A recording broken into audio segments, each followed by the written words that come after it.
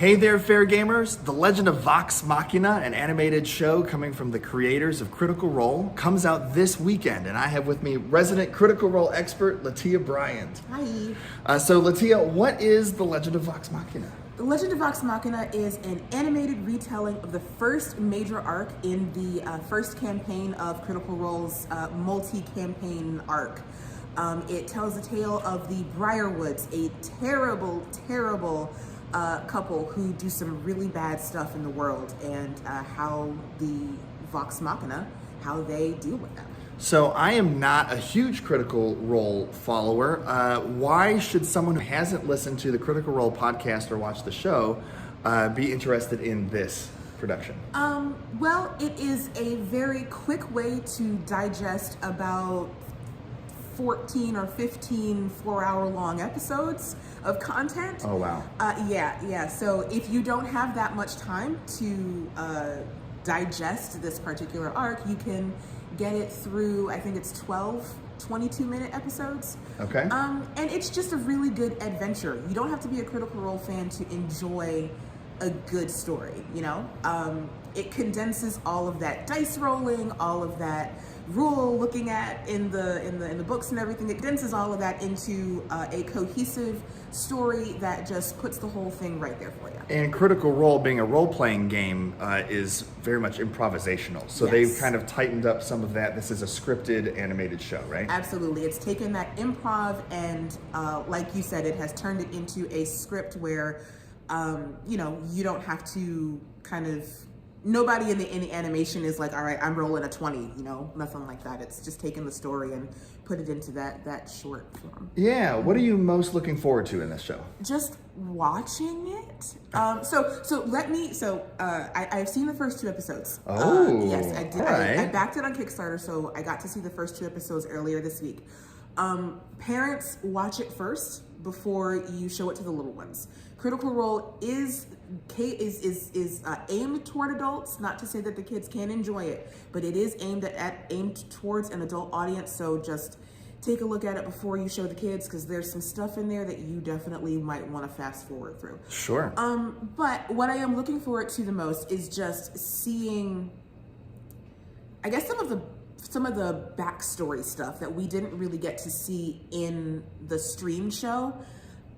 The opportunity to be able to show all of that stuff, the stuff that kind of happened before they started streaming. I'm really excited to see all of that. And some of my favorite moments from the streamed campaign, I'm looking forward to see those in, like, not live action, but like animated. Yeah, it's visual form, right? Right? It's coming from what my brain has imagined it to be to the screen, and I'm really excited. Much like if you read a book and then they're making a movie version of the book series, Absolutely. and you're like, I don't know, Katniss looked like that. Whoa. Exactly. Yeah, that'll be kind of cool. So you're a big Critical Role fan, and you've brought some goodies with you today. What kind of stuff did you bring? So I brought a couple of things. So Critical Role fans will recognize this fine gentleman here as Gilmore of Gilmore's Glorious Goods.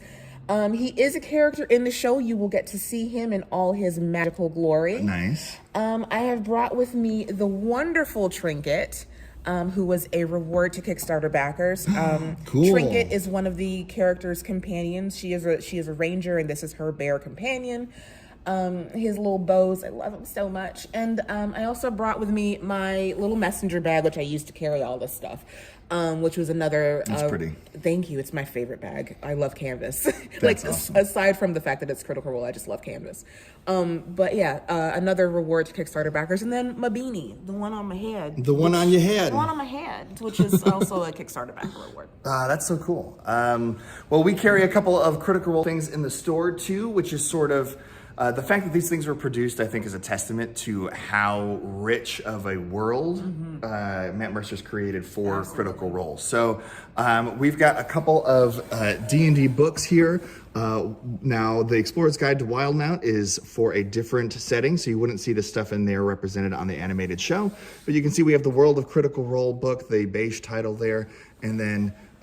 Taldore Reborn is the new book that has just come out. Yes. And what do you think of this one, LT? Oh, I It's so good. So Tal'Dorei, I'll tell you a little bit about this one as well. Tal'Dorei campaign setting Reborn this is kind of like the updated version of it. I'll actually bring it here so that you can see it.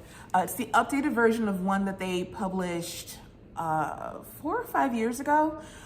So it's updated for the more of the world that they've filled out. There's some subclasses in here that have been updated, and it includes, since campaign 1 has concluded, it includes stat blocks for the heroes of Vox Machina as well as a little bit of like character backstory, like what happened after campaign 1 ended. It's all in here. So if you watch the Legend of Vox Machina and you like that setting, this is the book that has the information on that setting. Absolutely. So you could bring this to life in your 5th edition Dungeons and Dragons games. Absolutely.